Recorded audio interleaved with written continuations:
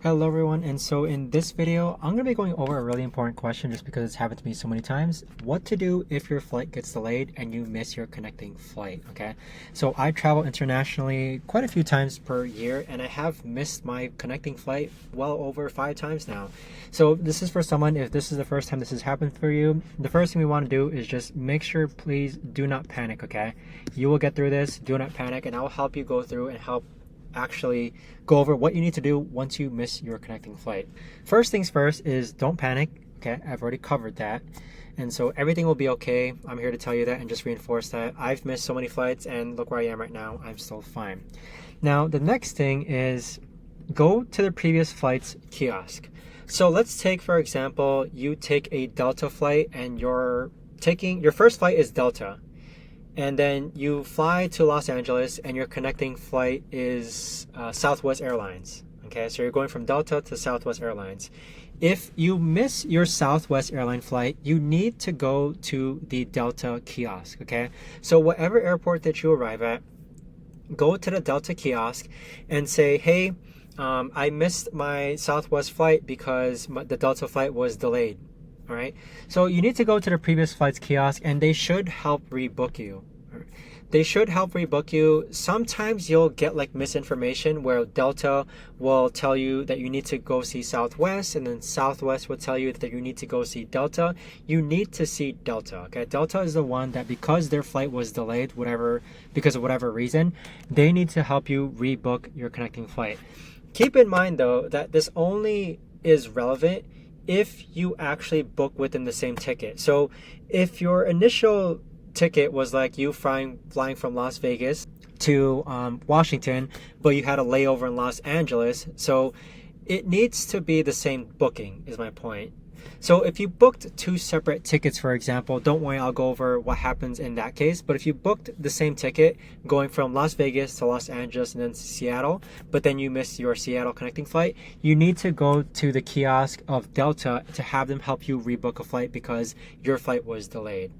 Let's pretend that the kiosk is closed now, okay? You have to ask or find out what time do they open. Maybe they'll be open in a couple hours, or maybe you may need to stay overnight. So if the kiosk is closed, find out what time they open. And so do you have to stay overnight? If so, just book a hotel stay. You know, you got to be comfortable. Sleep is important. It's better than staying at the airport on those hard chairs. I would recommend that you book a hotel stay. If you have to wait a couple hours, then just try and wait and relax at the airport, right, until the kiosk actually opens, because they should be able to help you.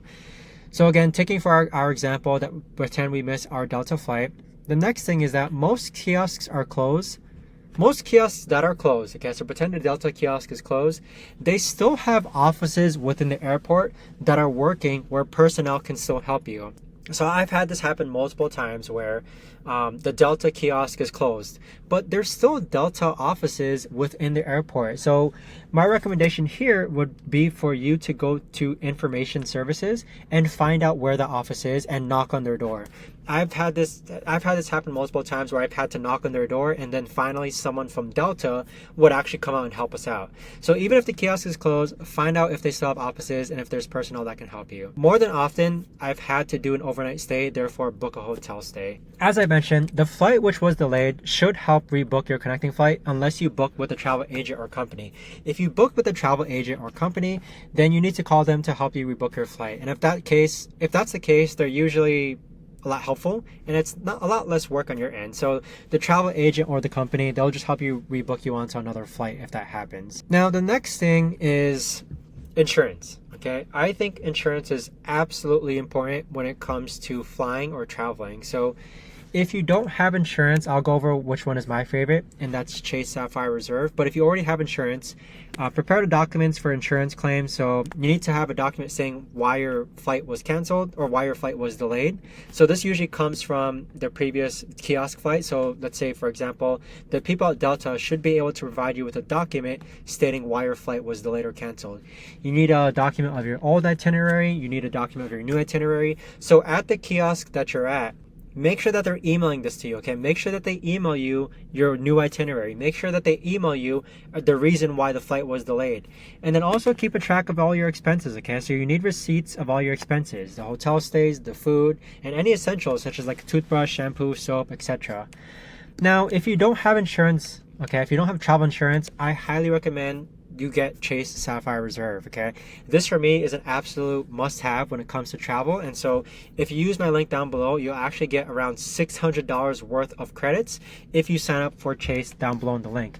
And let me show you what that actually looks like. So when you click on the link down below, you'll have the option to choose between Chase Sapphire Preferred or Chase Sapphire Reserve. I have the Chase Sapphire Reserve and I've had it for well over 8 years now.